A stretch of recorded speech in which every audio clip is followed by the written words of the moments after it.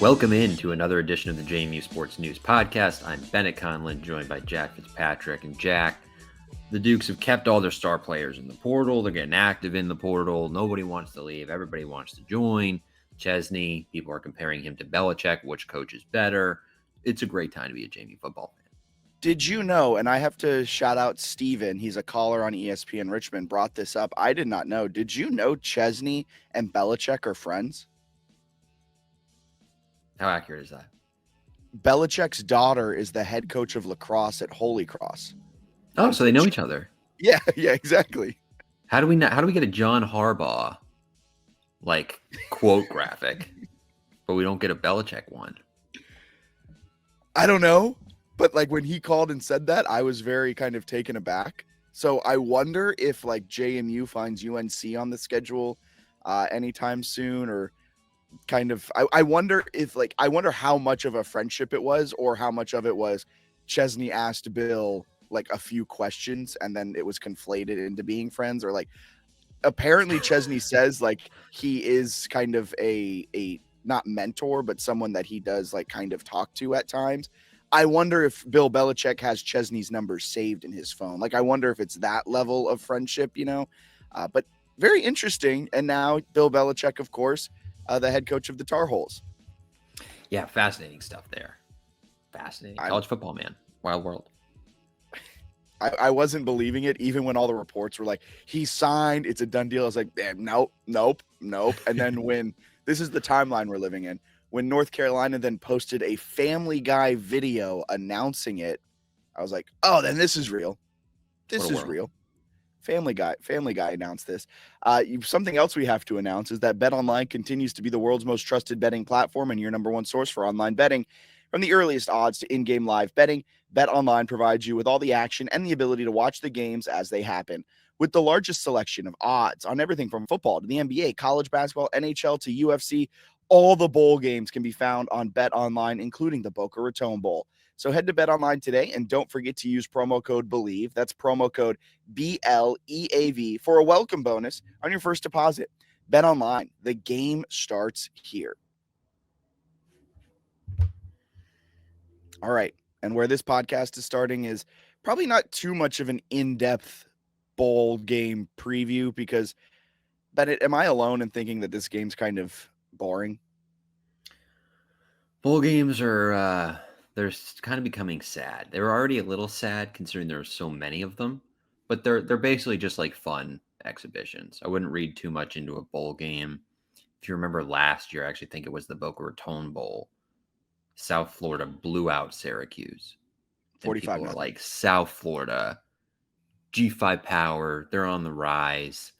They sucked this year. Syracuse got a new coach, was awesome in the ACC. The idea that it springboards you into another season is often overblown.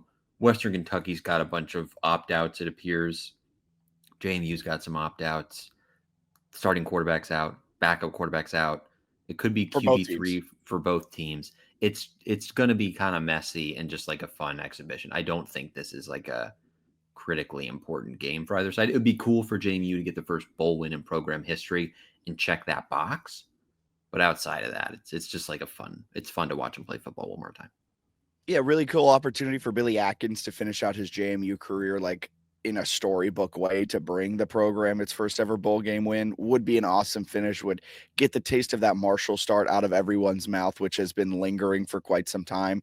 I do have to say two things. One, on the fact of springboarding teams into the next season, Virginia Tech has used the bowl game to springboard into the next season for the last 3 years during the Brent Pry era. And every year, the following year, they have fallen flat on their face. Last year's bowl game was supposed to be the momentum they used to go into the college football playoff and win the ACC this year. Well, they were a dumpster fire, and the dumpster fire is just raging on over there in Blacksburg, as half of their team has entered the portal, which is hilarious because they just never mind. But on all of that bowl game, kind of it becoming sad in this exhibition, I was watching this movie called The Program, right? Delvin told me to watch it. He said it was one of the best football movies of all time. Also a hot take that I had been kind of bouncing around a little bit. Football movies aren't good. I think you're correct. Like baseball has the market cornered on like good sports movies. Football just is not up there. It was hard to think of 3 good football movies, which is why I said The Blind Side is one of them, because it was just like one of the fresher ones in my mind. But The Program, bad movie. But the point of it was they were fighting for a bowl game. This was like back in the early 90s, and the coach, like everything was riding on the final game of the season to be bowl eligible, not even to make a bowl, like just to become eligible to win your conference championship, because there were so little bowl games where like it was actually an accomplishment to go to a bowl game.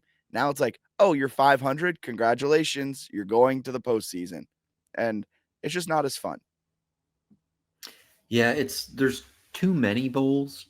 The college football playoff expansion also even takes away from it a little bit, right? Where more teams get in. So even there aren't even a ton of like top tier bowls at this point. Like it's fun to play a bowl game.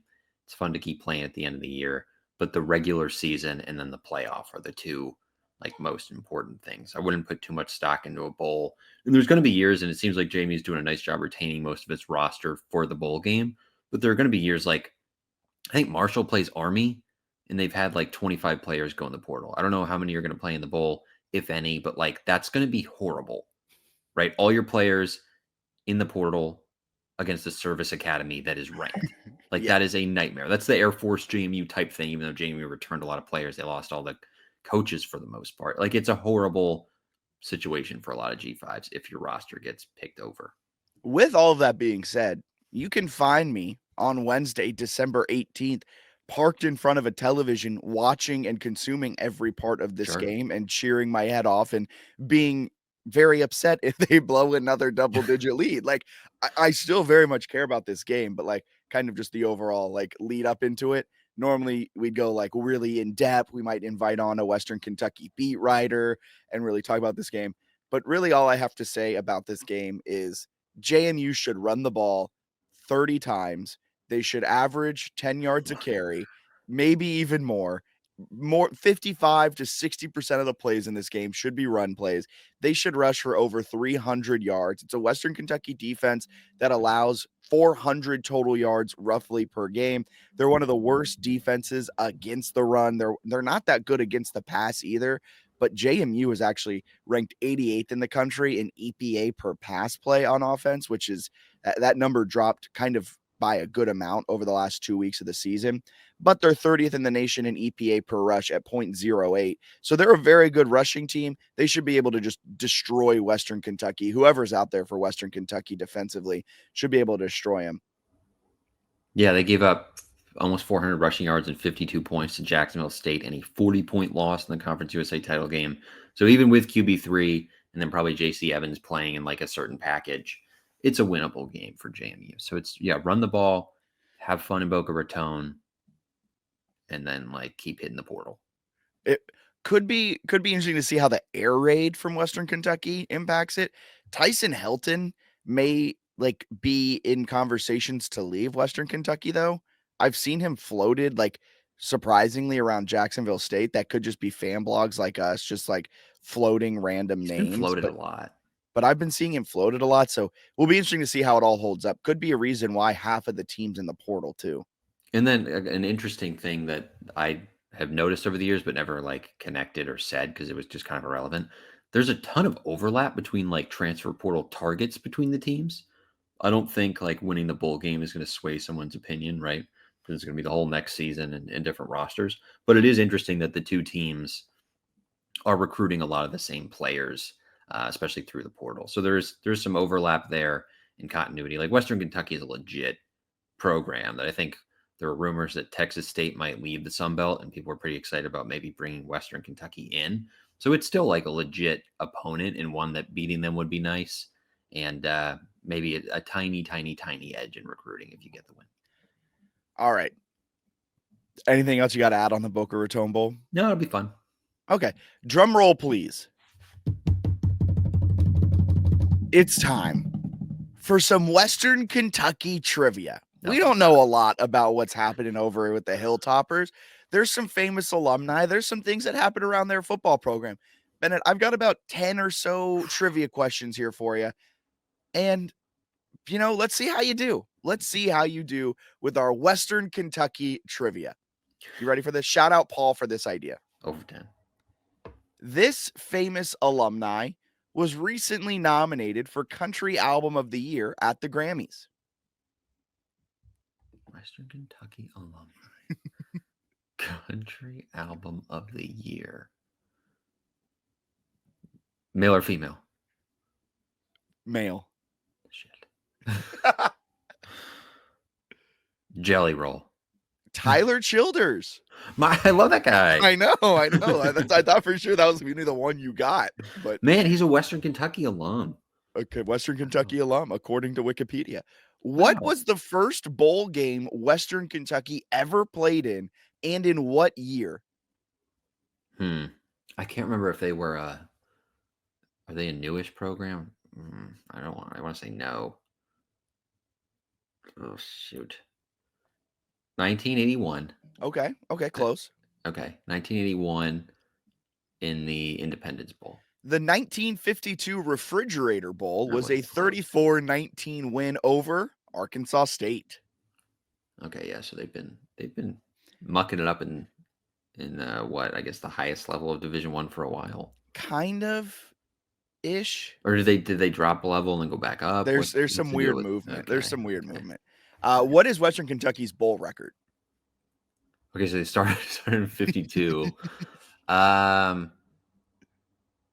16-28. 11-5.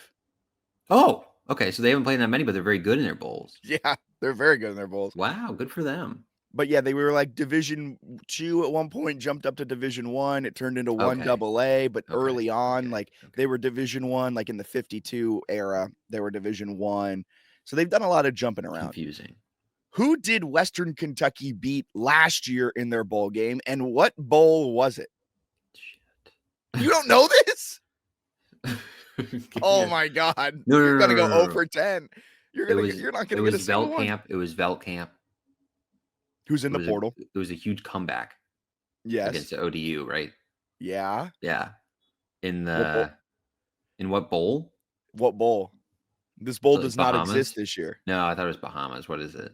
The famous Toastery Bowl, who took over for the Bahamas Bowl for that 1 year. Okay. Well, all right. Yes, I do remember they've had some crazy bowl finishes, including that one. It was a 38-35 overtime win where ODU had like a 20-point lead and just blew it in the fourth quarter. This famous alumni won the Nobel Peace Prize and was the Secretary of State under FDR. I have no idea. Cordell Hull. Good for Cordell. That's very impressive. Yeah, I know. I thought maybe you could have known that one. I don't know. Okay, so this one. He Hate Me is an alumni. Who was it that we all hated in the first iteration of the XFL? Oh, is it the steroid guy? I don't think he had steroids. He had He Hate Me on the back of his XFL jersey. I have no idea. Rod Smart. Trivia isn't your strong suit, is it? No, especially not Western Kentucky trivia. How many combined appearances does Western Kentucky have at quarterback that is not currently in the transfer portal? So they're QB1, Veltkamp, and QB2, TJ Finley. Both are in the transfer portal. Not sure if they are going to play in the bowl game. So they have a few other quarterbacks on their roster. Those quarterbacks, how many appearances do they combine for? Trivia is not my strong suit. Who would know this? Let's say combined, so game appearances. Yeah. I'll say 3. 26. However, 22 of those come from Willie Taggart Jr., who has played wide receiver, holder, has been a special teamers, and a majority of those, I believe 18 of those 22, actually came at FAU, where he started his collegiate career under his father, Willie Taggart. Is he QB3? I would assume. Okay. But he started as a quarterback, transitioned to wide receiver at Western Kentucky, now has transitioned back to quarterback. That's how you know he's had success. What year did Western Kentucky win the Division I AA championship? 87. 2002. Bonus question. Did JMU make the playoffs that year?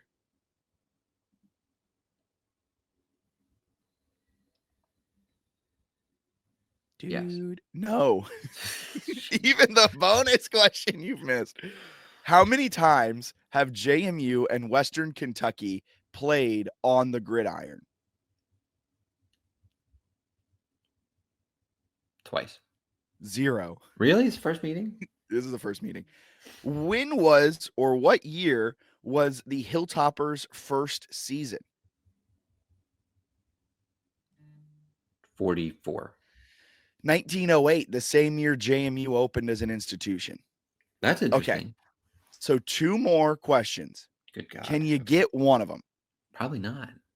This is the 3rd appearance in the Boca Raton Bowl for Western Kentucky. What is their record in their previous 2 appearances? 2-0. Yes. Yeah, they're Bulldogs. 51-31 win over Memphis and a 59-38 win over App State. I do remember that one. Yeah, that was Sean Clark. Yeah. And I was like, wow, this program is garbage. How do you give up 59? Yeah, if JMU does that, there's some questions, but I don't think Lyle Hempel's doing that. Okay, last question. My personal favorite. Western Kentucky, they're called, or I guess it's called, the Hilltoppers because their school sits atop a hill in Bowling Green, Kentucky. Mm-hmm. How tall is that hill?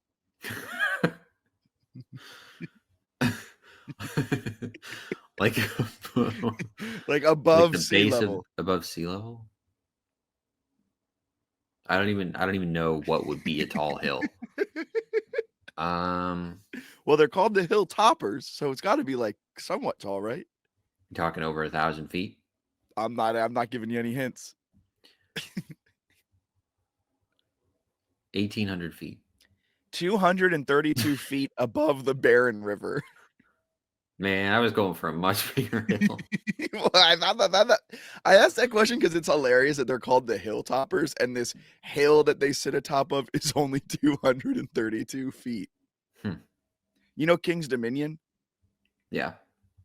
Like the drop tower or their like fake Eiffel Tower are both taller than 232 feet. See, that's disappointing. So like this hill is more of like a mound. Mound. The mountain toppers. That actually sounds that was brutal. But good for the one listeners. Right. that was great content. Congratulations, Bennett. You got 1 correct. I'm taking credit for 2. Bowl Which record one? And the bowl game last year. You're taking credit for the bowl record one, the one you got vastly wrong? No, I said 2-0. The easy bowl record one, the second bowl record one. Okay. I don't know if that was a bonus question or not. What's the other one that you're taking credit for? When I finally got that they beat ODU slowly. Oh, yeah. Like half of that. 1.5. 1.5. Not bad. Not they horrible. Didn't get the toastery aspect. I'm a little bummed you didn't get Tyler Childers, but that's besides the point. I should have guessed that. What's his album? Country album of the year, like Rustin' in the Rain or something. His most recent album. I literally haven't even listened to it, so I'm not as diehard as I. He's been nominated for the Grammy for Country Album of the Year. Rustin' in the Rain. I gotta check that out then. It's been nominated, man. Let's see if it wins. Listening as much to him. All right. Anyway, I guess if he's been nominated for the 2024 Grammys, he's already lost. Because the Grammys have already. All right, so listener questions. We're gonna kind of do this episode because we got a good amount of questions and they cover a wide range of topics when it comes to football. So most of them transfer portal. So we'll do listener questions, see where it takes us. If there's any loose ends when it comes to transfer portal, we will cover that after it. We'll head on into women's and men's basketball after all of the football talk. And you can find all of the latest happenings, all of the latest offers. We're trying to stay up to date with who JMU has offered. Shout out Perry the Platypus on Instagram. He's been keeping us in the loop of some JMU players that have entered the portal, like Kamarion Baldwin. He sent it to us literally within a minute of Kamarion posting that to Instagram. So shout out to Perry the Platypus over on Instagram as well for keeping us in the loop. But you can find all of that information at jmusportsnews.com. Our transfer portal trackers pinned to the top of the page, so you will never miss it. Once you can scroll through a couple of those ads at the top of the website, you will find the transfer portal tracker. Before we get into listener questions, we'll take a quick timeout. Be back on the other side of this commercial break. Check out To the House with JMU Hall of Famer Delvin Joyce. To the House drops every Monday, and it's bringing you the best content around JMU football. Delvin gives his takes and his insights on everything happening around JMU football. To the House, new episodes drop every Monday. Subscribe to the JMU Sports News Network to never miss an episode. Welcome back into the JMU Sports News podcast. Time for some listener questions. I'm Jack Fitzpatrick. That's Bennett Conlin, as always. Some listener questions, like we said, will kind of take you around what's happening with all of these listener questions. It covers some bowl, covers some transfer portal, but importantly, it covers some AB3 potential injuries, things of that sort. So we'll dive into all of it. First question, is Chesney built for the portal? This is from Daniel Merriman. The rotation of players and greatest day of your life thing feels great for recruiting. I think the greatest day of your life probably depends on the guy that you're recruiting. But rotating players is good. I think Chesney's a very good recruiter. I think he's a very good coach. And it has added some perspective to see like Marshall have all these players leave and other programs have all these players leave. To be like, oh, that's like from an outside view. It's like, oh, Marshall's going to have a hard time being good next year, which I imagine a lot of fans were saying about JMU when they lost all those players. So to go 8-4, beat North Carolina, not a bad year. They could have been better, certainly, but he brought in a ton of talent. He brought in a ton of talent last year, looking like they're going to be bringing in a ton of talent. Will be interesting to see who they bring in at the quarterback position as we kind of go through these listener questions. I think that question gets brought up a few times. It's brought up when you talk about Matthew Sluka, who could be a target for JMU program. Sluka in the portal, not garnering a lot of P4 interest, mostly G5 interest. That's the case, could be coming to JMU. Justin Reed asked, what are the 3 position groups you think Chesney and crew need to focus on within the portal? Justin Reed also asked, what % chance do you think there is Chesney bringing in Sluka to JMU for his final season to compete with AB3 for the QB1, QB2 spot? So question number 1, 3 position groups that they need to focus in on in the portal. Yeah, so this is all going to depend largely on, I think, like who leaves. If Eric O'Neill comes back, defensive end is less of a need, but still kind of a need with Mans leaving and Lloyd Summerall graduating as well. But I think defensive end will be one. Defensive line, you're probably going to want an interior defensive lineman. Potentially some guys at like corner with Terrence Spence leaving. Offensive line, you always want more players. The big one, and I think this kind of gets to question 2, is going to be quarterback, because they have not told us the severity of Alonza Barnett's injury. We had some people on the YouTube channel speculating it was a torn ACL. When he went down in the Marshall game, it looked like no contact to, I think, the right knee, grabbed it immediately, hobbled off, but that doesn't mean a lot with like ligaments. Like you can hobble off and need surgery or something like that. So yeah, it depends. Like, I don't know what Alonza Barnett's status is for 2025, to be honest with you. Like, that's a huge question. Kind of telling that it was so immediate. And I think Coach Steel City Baller said this, where like it kind of goes against what Chesney had been doing all year, playing it really close to the vest. Yes. I don't know if that shows Chesney doesn't really care about the bowl game as much, or if it shows like how severe the injury actually was. A non-contact, immediately grabbing the leg, hobbling off, that tells me ACL. That tells me something very serious, because I have flashbacks to the Jalen Green injury a year ago where it was non-contact. He was able to walk off under his own power at Georgia State, ends up missing all of the season. That was a November game. That wasn't even the last game of the season. And Jalen Green was just cleared for football activity like 2 months ago. And so if it is ACL, I've heard rumblings that he had to undergo surgery or will undergo surgery. Alonza does for this injury, whatever it is, which worries me that he won't be ready for spring ball. And if he's not ready for spring or even potentially the start of next season, you're talking about JC Evans and Blake Kendall as the only other quarterbacks on your roster that have any game experience whatsoever, because you assume Dylan Morris is gone. I guess there's a world where he could try and get a red shirt and come back, but we haven't heard any of that. And I would be shocked if he does, because I think if he would have gotten the surgery in the season earlier. Yeah. Maybe I'm being too, but The way I'm really worried right now is that quarterback position, because I think there's a strong possibility that Alonza is not ready to go next year. Yeah, I mean, I think like the other thing that we talked about throughout the year with Tyshawn Wyatt is he had a severe leg injury, and when it happened, hurt. Right, his happened. He didn't get surgery until November. Barnett's injury happened on November 30th, so you wouldn't have surgery until December. If you're looking at 9 months to a year, like very well could miss the entirety of the 25 season. And we don't want to get too far ahead of ourselves, but like didn't look great. They ruled him out immediately. We'll probably find out a lot at the bowl game. Is he there? If he's on the sideline, is he like in a giant like cast type thing?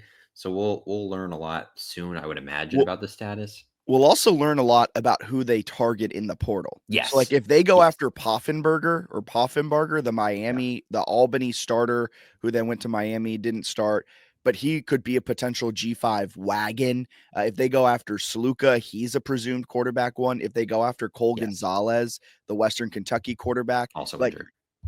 he's injured. Western Carolina guy. He had missed the last 4 games. I saw some people saying it was like a hip thing. So there's probably some risk there with him too. But so some risk. So, but if they're going after a presumed quarterback one in the portal, that's also telling you how injured Alonza is. Of course, everything we're hearing is rumblings, it's rumors. We haven't been able to corroborate anything just yet, so take it all with a grain of salt. But based off of my doctor's opinion, and by my doctor, I mean Dr. Fitzpatrick, it does worry me that a non-contact injury immediately grabs the right knee, right leg. Does it just gives me flashbacks to Jalen Green last year.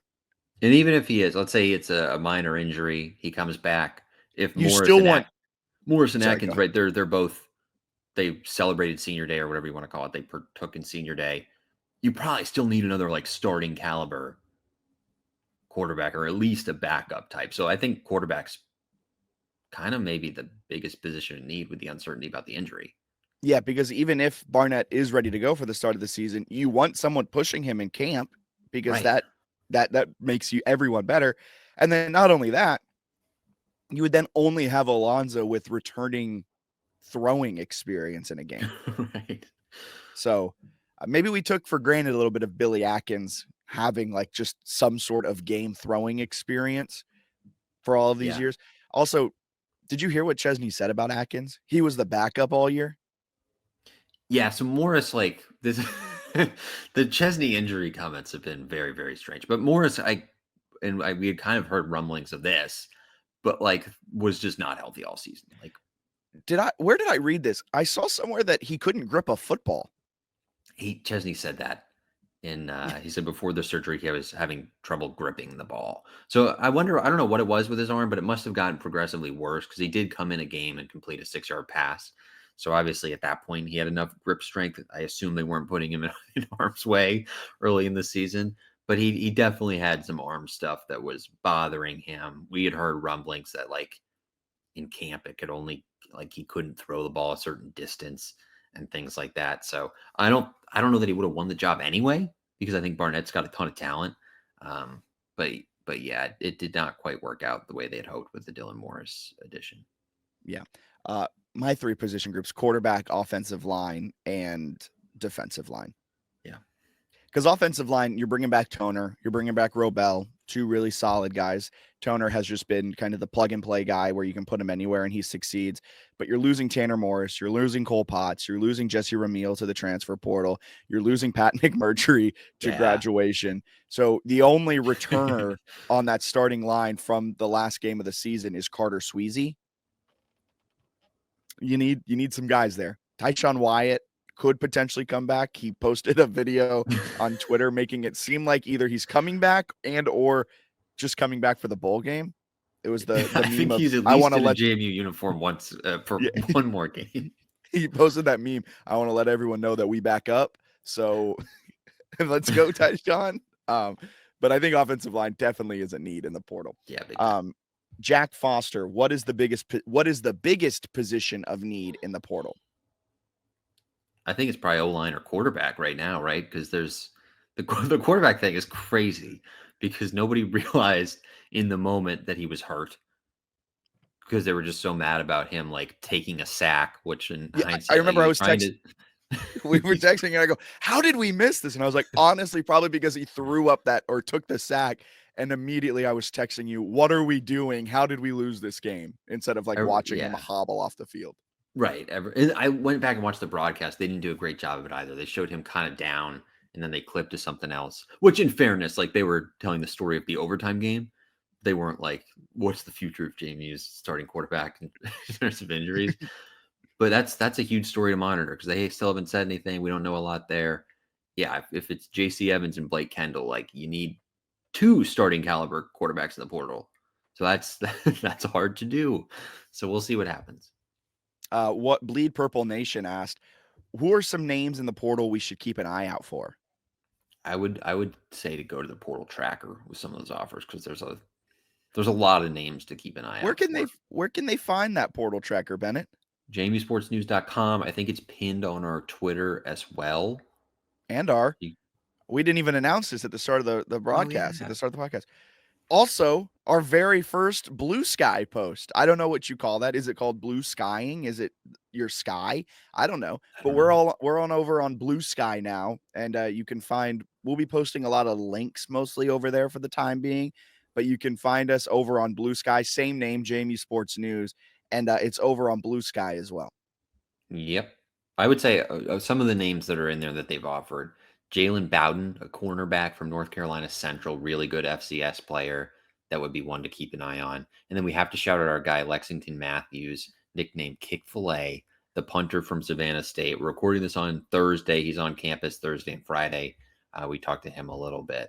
So he's one that they're looking at as a potential punter replacement. And then they are looking at a ton of receivers, including BJ Rocket Wilkins from Campbell, who is expected to visit Boston College, but also I think he told 24/7 Sports he's going to visit JMU as well. So we need to shoot him a DM. But there's some guys there, and then there's a bunch of Holy Cross guys that would be like fits that make sense, including Sluka and some others.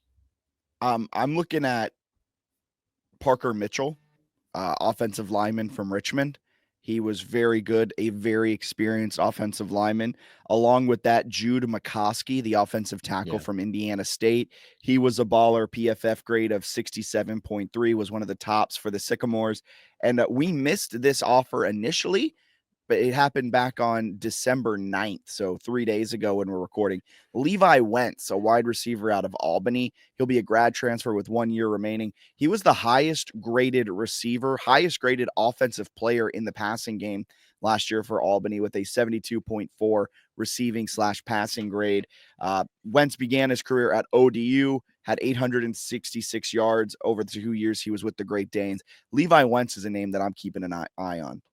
Yeah, and then there's a few I still have to add that came in late last night. A lot of people at like 11 o'clock are posting their offers. It's like, can you tell them that? Can they post between 9 and 5? Yeah, I know. Do it in like business hours, man. But they they offered some pretty impressive players. Isaiah Wadsworth is a corner from Wofford, who I think he was graded like top 10 all FBS or FCS corners. So that would be an interesting one. Keep it locked on Duke's Recruits at Duke's Recruits, the brainchild of Ben Hofer. Shout out him for getting that off the ground and handing the reins on over to us. That is keeping up to date with all of the latest offers. The second we see one, it's being quote tweeted. It's being talked about over on Duke's Recruits that you can follow on Twitter as well. Dallas W1888. Was Cignetti leaving the worst thing to happen to JMU? What do you think? I got to imagine this is an Indiana fan, right? No, he follows us. No, he's JMU our guy. He's our guy. He's always in our mentions. Really? Mm-hmm. I guess I do recognize that Twitter pic of a fat Ezekiel Elliott. Was Cignetti? No, I do not think Cignetti leaving was the worst thing to happen to JMU. In the near term, it kind of is a bummer because, like Tyson Lawton said, which ruffled a lot of feathers, the team last year would have been a college football playoff team if they stuck together and played this year under Cignetti. I will want to clear the air there for Tyson. You did the research. You listened to the question. The question was, are you surprised that you guys made the college football playoff? His answer was then, no, it's not surprising because we believed essentially no matter where we were, we were going to be a college football playoff team. Yeah, it was like the fourth one in the presser where they were like, "This is crazy! Like you bunch of ragtag scrubs are making it happen." And they were asking like if he talked about it with the JMU guys too, and he was like yeah, we talk about like what's happened. We also talk about the fact that like we thought we could have done it at JMU. So it's yeah, it was not an insult. It was just like we've been good at football, and like now everyone notices because it's in the Big Ten. But like we've all been very talented football players before, and you just started paying attention now. What do you think? Was Signetti leaving the worst thing to happen to JMU? No, I think it's actually been beneficial in some ways, right? Because like if you're gonna have a coach leave, like he did a really good job while he was here. He's been pretty adamant that like, and he's called them this, like the JMU transfers have helped build the Indiana culture. He had a lot of success at JMU. I don't think it's negative at all because then Chesney's a really good coach and they're bringing in good players again. So yeah, no, I don't think it's the worst thing that happened. I agree. G, what are the chances that we see some of the star impact players enter the portal? Petaway, Barnett, O'Neal. What are your current thoughts of Billy Atkins and his ability to perform in Boca Raton? For Billy Atkins, man, if he throws for like 123 yards and doesn't turn it over, that might be enough to win with the running game. So like I think he'll be fine. He's got a long time to prep. It's not a pressure moment. Like if you lose the game, you lose the game. I think it'll just be fun. He'll be fine. Impact players, I still think it's gonna be hard to keep O'Neal, man. He's so good, but you never know. He's not in the portal yet, which is big. Same for Petaway. Barnett, I don't think there's any chance he's entering the portal based on potential injury stuff. Yeah, I agree. I think Barnett, I think it reminds me much of Tyshawn Wyatt. Again, we don't know the severity Yeah. of the injury, but any player entering the portal with an injury, you risk a lot Yeah. because of the injury. I think there's like a healthcare part of it with like insurance and stuff like I think there's like a lot of like logistical things that injured players have to take account for in the transfer portal. Plus, it's just dangerous. Like, what team is going to take a chance on an injured quarterback? Like, that's why Tyshawn came back last year because no team was wanting to take a risk. Although he was a first team all Sun Belt type of player, no team wanted to take a risk on a injured, very injured player. I mean, at that point, he had tore his quad Yeah. off the bone. So yeah, like that's it's a risk. I will say, and I want to get your opinion on this because you're Mr. Transfer Portal. Love the portal. You love the portal. How important is it that Petaway and O'Neal, the portal's open, they're not in it? They are not. How important is it? Do you think there is them just waiting until after the bowl game and we might see a dilute, I'm not using that word correctly, a Deluge. deluge of players enter the portal on the 19th? Or do you think it's open? They're not in it. That's a very good sign for JMU. I think it's a pretty good sign. I think there could be another mini wave after the bowl, but like if you're Eric O'Neal and you have 12 and a half sacks and one of the best PFF grades in the country, like you don't need a showcase game against like opt out Western Kentucky, right? You know what I mean? Like no one's turning that on and being like, whoa, wait a sec, we missed this guy. And the same with Petaway, who was at North Carolina, has over 1,000 total yards this year. Running the ball against the worst run defense in like the FBS is not going to make P4 coaches go, oh, hello. Like if anything, it's just an injury risk. So my thinking is that like for those guys that are, I think, locks to have P4 interest, if they wanted to leave, it would have benefited them to have jumped into the portal already. But we'll see. They could still certainly enter, but I think it is a good sign that it's been a few days and they're not in there. I think there is a chance that they come back. And it kind of makes sense. Petaway's got multiple years left, so he could do one more at JMU. And then if he wanted to end his career at a Power Four, he could. But he knows that he works in the system. He knows that they're not going to like overuse him if he wants to play in the NFL, right? You and Delvin always joke about the 12 or 13 carry limit that he had. And then for O'Neal, like one more good year in the Sun Belt, and the dude's a pro, and he's going to get paid whatever the collective can pay him. So I think there are reasons to stay if they do. I think O'Neal's staying. I think O'Neal is staying. I think the Mike Green effect from Marshall has shown is going to play a huge part in all of this. Mike Green was the star defensive player for Marshall, the defensive lineman. He's going to be a late first rounder, early second rounder. He's just that good of a player. And I think other Sun Belt stars will see that, where, Isaac Uku thought, I have to go to, the SEC and be kind of this rotational defensive lineman who performed really well to get a shot at making a roster. And he made kind of the practice squad in part because of his SEC production. But I think seeing that, oh, if I just go out and ball, like if Eric O'Neill has 2 years of, if he replicates what he did last year, next year, he's going to be drafted. Like he is going to Yeah. get an NFL paycheck. And so I think the Marshall stuff is impacting it. If you can pay him, 30,000 a year, whatever the collective is able to pay him, I think for sure Eric O'Neill's coming back. They also have a good schedule if you're trying to if you're really trying to go pro based off of next year, right? Playing Liberty, Louisville, Washington State, and the Sun Belt schedule. They've got enough there that scouts are gonna see what you're doing. He already put a ton on tape against North Carolina. He's a pro. So if they keep him, he's gonna be a draft pick. I think he'd be like a top 100 draft pick because he's that good against the run, that capable against the pass. He doesn't get the sack numbers, and now this is becoming just an Eric O'Neill hype train, but he doesn't get the huge sack numbers, but he's so good against the run. His TFL numbers are mind-boggling. And if you just watch Eric O'Neill, I urge anyone, when you're watching a JMU football game, do it during the bowl game. Don't watch what's happening on the rest of the field. Watch what Eric O'Neill does. Because I did that for a few drives against Charlotte when we were there in person. And he didn't have the gaudy numbers against Charlotte, but he was impacting each play. He was pushing the pocket. He was driving the tackle into the quarterback. He was making life difficult for the offensive line. And while he might not get the huge sack numbers like Jalen Green got, I'd argue that Eric O'Neill's impact on a play-by-play basis, a down-to-down basis, was more important than what Jalen Green did last year. Yeah, and he still got 12 and a half this year. Yeah, Or 12 or something. Exactly. He's unbelievably good. So if they keep him, it's absolutely massive.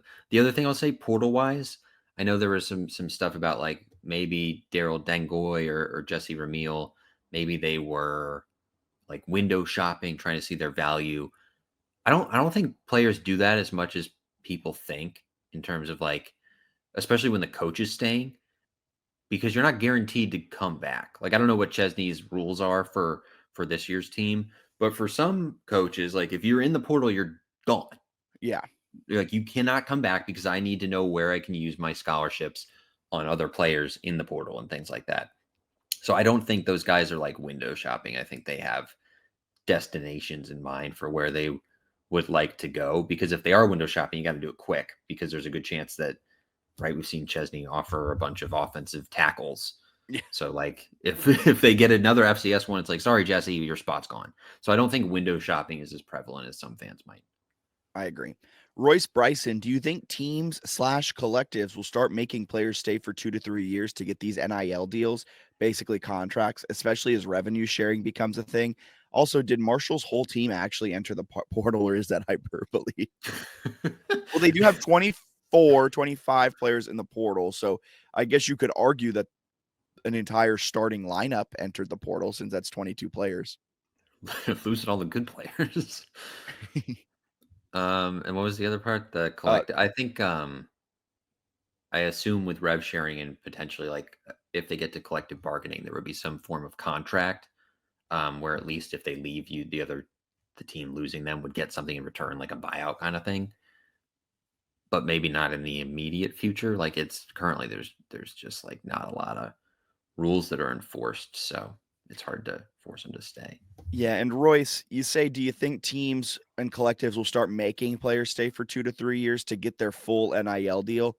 Probably not, if there are no rules in place. Because if I'm doing that, but App State isn't doing that, and it's roughly the same offer, I'm going to go to App State and get all of my money immediately, or as quickly as they are going to give out that money, where you're then restricting yourself and putting handcuffs on yourself for no reason if you're doling out the money over 2 years. So I think everyone is signing year contracts with these NIL collectives across the country. I don't think anyone's even these 5 stars you see committing to Michigan and things like that. they have like these big numbers where they're guaranteed the money over 4 years, but I doubt they're signing a contract that's like, all right, 200 million over the next 4 years. They're probably signing what that prorated down to 1 year is. Yeah, and it's hard to be like, can you force him to do it? Because I think still technically within the rules, it's not supposed to be pay for play, even though it Yeah. is. So I don't know that you could even put in writing that like you're forcing someone. You know what I mean? Like, Yeah. it's kind of impossible. Like the Which is current, why yeah, which is why JMU's collective isn't pay for play. They have to perform a civic duty. Like, right, what's that called? Volunteering. They have to volunteer in the community before they get paid. So it's not strictly pay for play. And a lot of collectives are set up that way. yeah. But Um, it's we should put volunteering in quotes. When I volunteer, I don't get a paycheck for it. They call it volunteering. It's like I would also volunteer a lot if I was getting like I don't know $40,000 to volunteer. rank the last 5 head coaches worst to best. Ooh, that you could take this a lot of ways. Mickey Matthews, Everett Withers, Mike Houston, and Bob Chesney. Like how we put Mike Houston twice. I would assume one of those is supposed to be Signetti. I think Mike Houston 1 is number 1, but Mike Houston 2 is number 5. Mike Houston, Kurt Signetti, and Bob Chesney. I'd say I'll put Withers worst, Matthews 4, Houston 3, Chesney 2, Signetti 1. This is tough. This is tough because there's a lot of different ways you can take it. You can take it their impact on the program. You can take it just their pure win losses on the field. You can take it how their regime ended. Because Mickey Matthews, it was a little rough. It was 5th. But Everett Withers, it was also pretty bad. I think I'd go Withers never won a playoff game, right? No. Lost to Liberty, Yeah, lost no, to he didn't Colgate. win a playoff game. So Withers last because of that. Mickey Matthews, I'm probably gonna have the same as you. Mike Houston, Chesney, Kurt Signetti. And I do think there's a pretty substantial gap that Chesney can close in on pretty quickly, but I think there's a substantial gap between 1 and 2. Yeah, I was ranking just on like who I think the best coaches are. If you were ranking on like impact to the program, does that change your ranking at all? Yeah, I'd probably put Matthews higher. I'd Then probably put Withers I higher put too. Chesney at like 5 then, if we're talking like impact to the program, because he Yeah. hasn't actually done a ton yet. I honestly think it would go 5 Chesney, 4 Houston. And I know Houston won He's the got a natty. but I think Withers, what he was able to do with the transfers, bringing Vad Lee over. It was impactful. There's something about that guy coaching defense that'll always bother me. That's a really good point. Mickey kind of built the foundation that Withers then put the house up on. Yeah. Yeah, but Houston did win the national championship. That's a tough question. Good question, Alex. Yeah. David Crane, we've seen very few JMU players jump into the portal. Do you expect that to change? Talked about it a little bit earlier. I don't think so. I wouldn't be shocked if they have some more enter. I don't think it's going to be like this crazy departure thing because I think there's maybe a little bit internal belief that like, hey, we're going to the playoff next year. Like I think there's a lot of guys on the roster who are like, we can be crazy next year if we stay. Hopefully they get a. Never mind. Do you think Zoe will hit the portal? No, we already talked about that. You read that, right? Thanks. I'm excited. I think he's. I think it's am I excited for nothing to see meaningful JC playing time in Boca? So I guess the question is like a convoluted way to ask. Do you think JC will get meaningful playing time in Boca? Yeah, man, they're gonna have a running package for him for sure. I wouldn't be shocked if he throws a pass. Like they're gonna pull out all the stops, I think, to win the. I do think Chesney is setting it up where it's like, yes, it's fun, but winning the first bowl game in program history, he's sort of setting the stage there. Probably because he's seen their running defense, and he would like that under his belt. That's like I did that. That's a good point. I think JC is gonna have a fun game because it's in Boca, South Florida, near Miami, where JC played football. He's going to have a huge family contingent out there. I'm excited to see what JC does. I also think they could set it up where it's like JC run, JC run, JC run, JC jump pass. Like easy thing to just cook them on which they did with Did Barnett do the jump pass to He fight did the delayed QB draw Okay. thing Okay. where it Yeah, was like the they've got run into that in the the bag. line, take a couple Yeah. steps back, and yeah. All right. That's it for listener questions. Oh, here's one. Oh, did I miss one? No, it's for me. Oh, Who throws more passes in the Boca Raton Bowl? Tajee Hudson or JC Evans?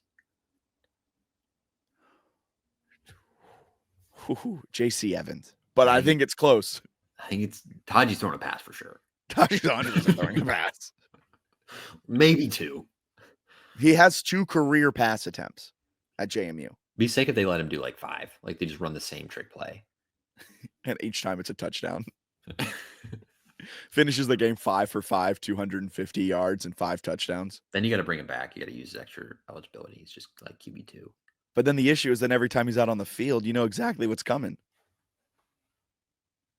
That's true. That's true. I know it's true. That's why I said right. Anything else on transfer portals? I think we hit most of it. We hit a lot of portal, yeah.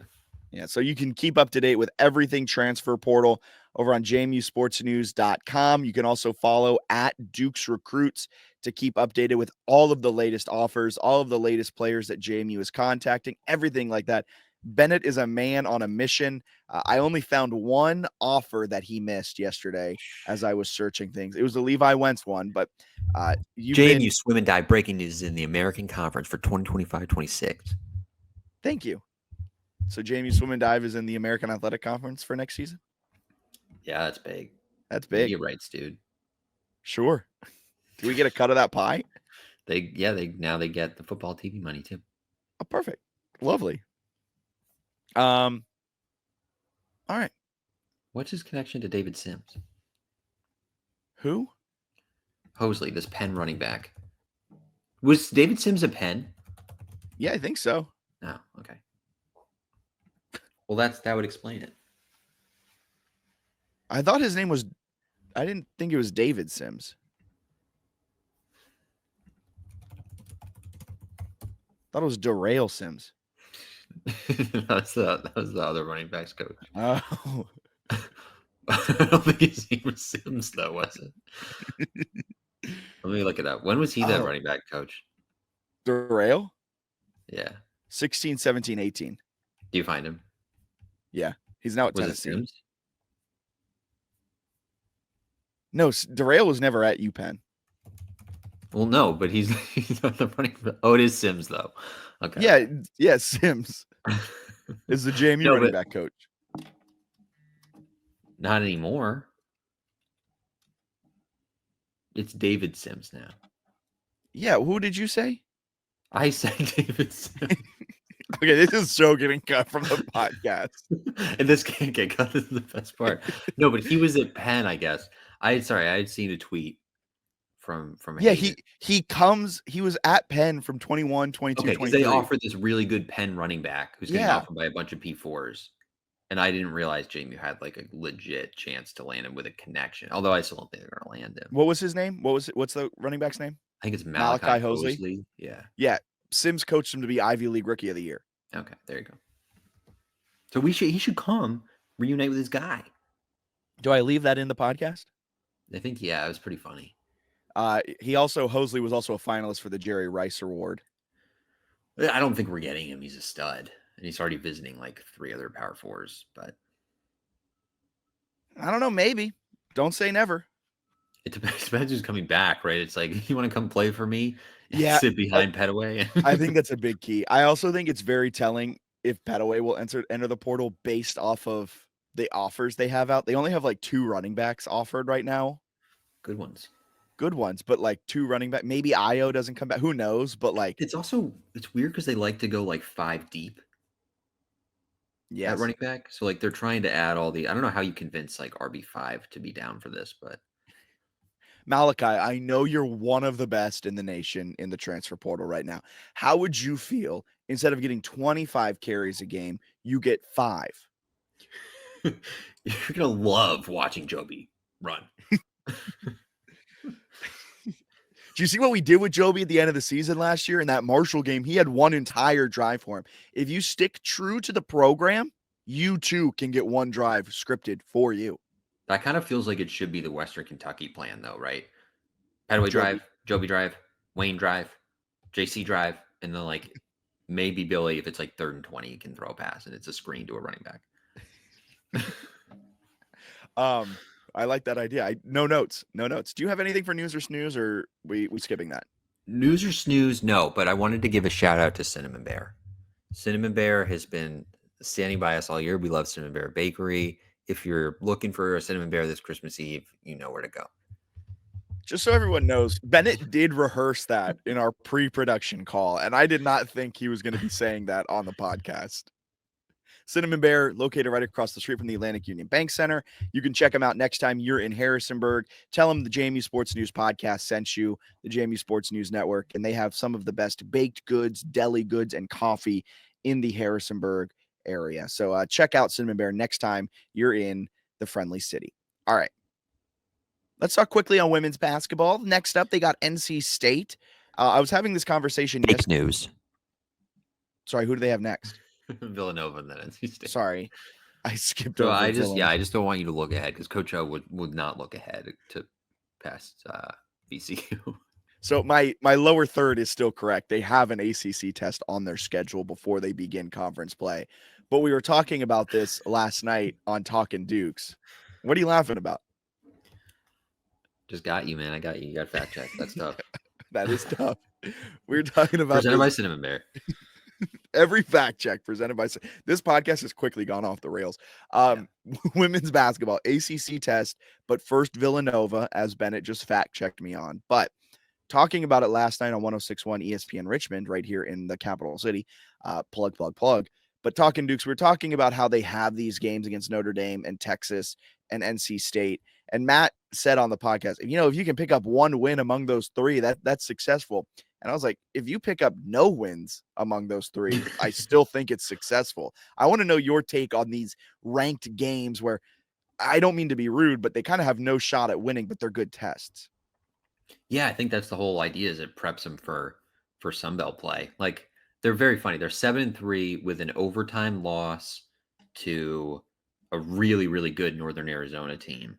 They have a win over Florida, a win over VCU. They've got some nice ones. They started the year with a win over Kent State, which is a good one. They lost to Notre Dame by 46. They got doubled up.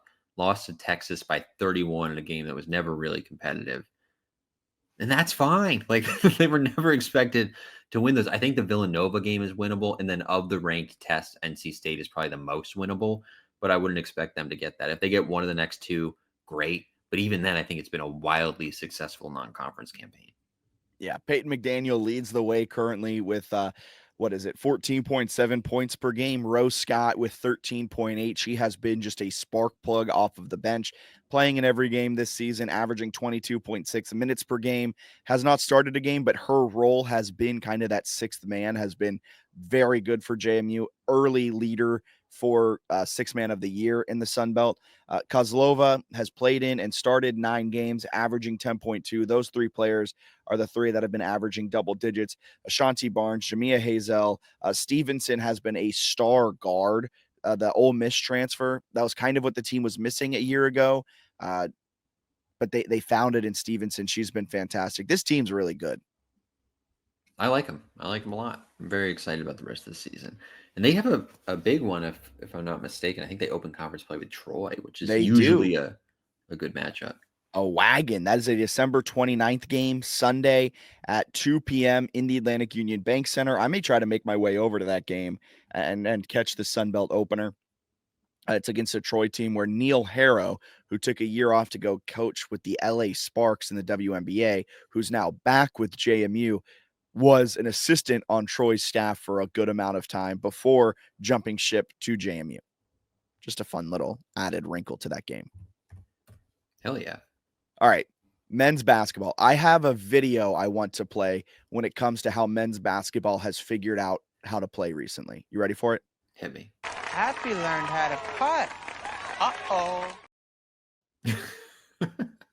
JMU, instead of learning how to putt, men's basketball's learned how to play defense. After not holding a single opponent to start the season below 36% shooting, Preston Spradlin's squad did it against ETSU, held him to about 35% shooting. And he was so excited about that in the post game. He came on Talking Dukes and talked about it with us on that one and was just like, we finally did it. This is the type of defense I want to play. And what did they do to back it up? Oh, they held Utah Valley to like 33% shooting. So they're starting to find a rhythm. They're starting to get their defense going. And offensively, they still live and die by the three. And I think that just might be the way they play basketball, which is a bit of a bummer because you got games like the George Mason game where they shoot 25% from three and shoot it 40 times from behind the arc.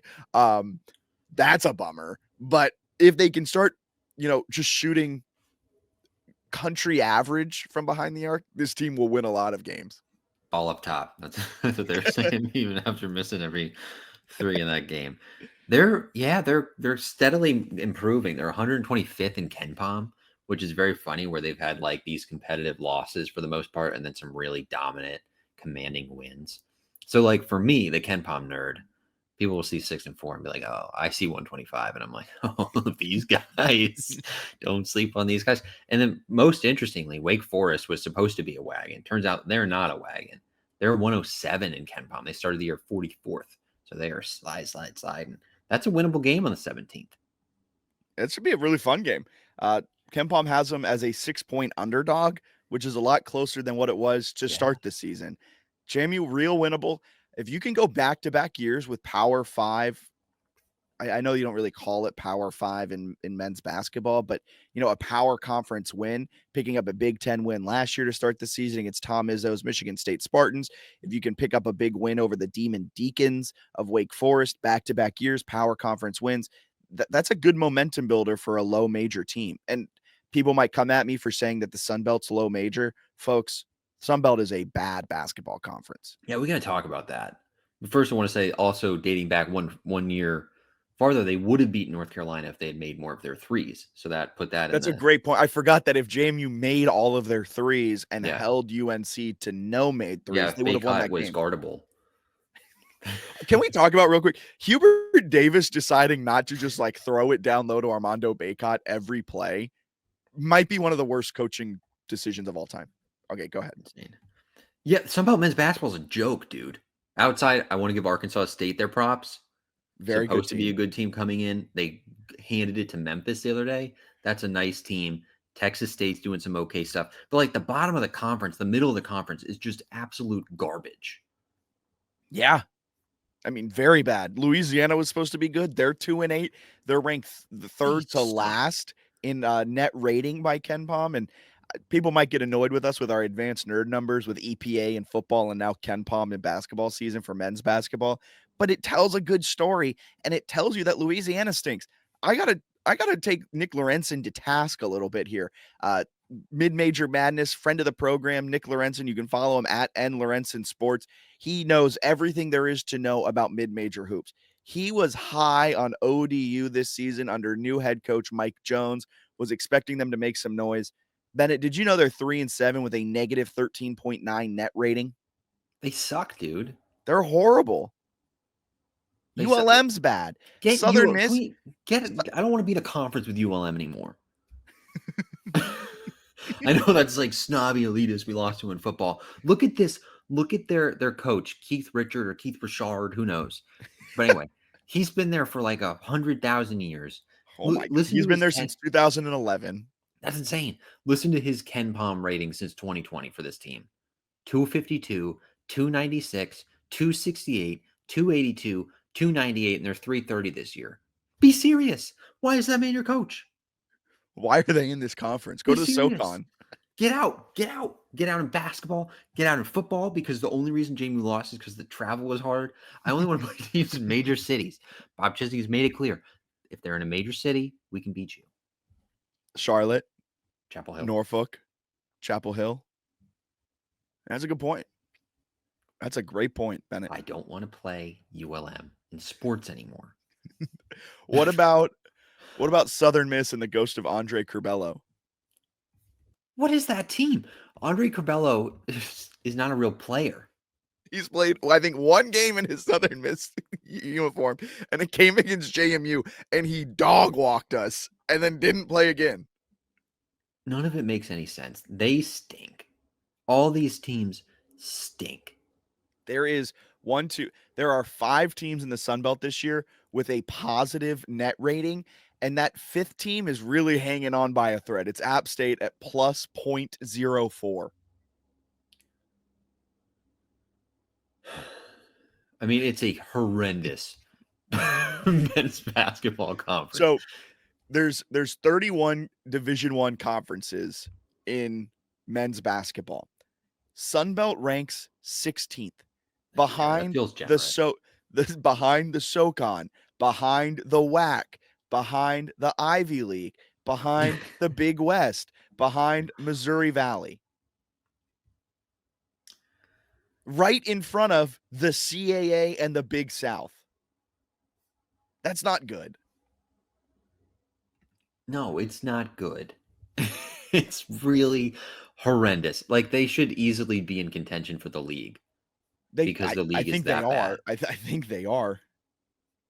Arkansas State's nice. Arkansas State's got a really fun team. No doubt about it. But on a positive note, back to JMU. They've started to figure out the defensive rhythm. They're playing Preston Spradlin type of offense with the slow tempo. They're 327th in the nation with an average possession length of 19 seconds, and they chuck a lot of threes. Did you know that 41.4% of their points this season have come from behind the three-point line, which is 10th in the nation? Yeah, that's pretty crazy. So they like to chuck it. They like to take a lot of threes. We'll see how it all plays out. Men's basketball, they've won their last 2 with great defensive performances. They're back in action on the 17th. That's a Tuesday against Wake Forest, the day before the bowl game. We'll see how it goes. And then they open up conference play on that following Saturday, the 21st, against South Alabama down in Mobile. Yeah, we'll see how it goes. Morehead State last year, very successful. They were also chuckers. So we'll see. Anything else you got to add, Bennett? Happy birthday to loyal listener Caroline Jansen. And I think that's all I got. I don't think she's listened to a podcast ever. Really? We'll figure out now. Not recently. We'll figure it out if she makes it to hour 8, 1 hour and 8 minutes in, if she hears that shout out. She may have heard it from the living room that's combined to your podcast studio. That's right. I need a new studio, man. You want to come into, I guess you want to commute 2 hours down to Richmond every day or I guess once a week. I think that would make sense. Yeah. Yeah. Follow us at JMU Sports News, Twitter, Instagram, and Facebook. If you want to fun. Oh, good call. Blue Sky. Fact checked you. Follow us on Twitter. Follow us on Twitter, Instagram, Facebook, and Blue Sky now, new to the fold. If you want to fund Bennett's weekly trips down here to Richmond to be part of the podcast studio that I have nicely decorated for him, you can buy us a coffee at buymeacoffee.com/JMU Sports News. All of those coffees go towards, funding the website, funding any travel that we may do. Unfortunately, we're unable to make it down to the Boca Raton Bowl because of budgetary restrictions. But if you buy us more coffee, maybe we can start saving now and go to the bowl game next year, go to the college football playoff when JMU makes it next year. But thank you for listening. This has been the JMU Sports News podcast presented by Bet Online. Find us on Blue Sky. Have a wonderful rest of your day. See ya.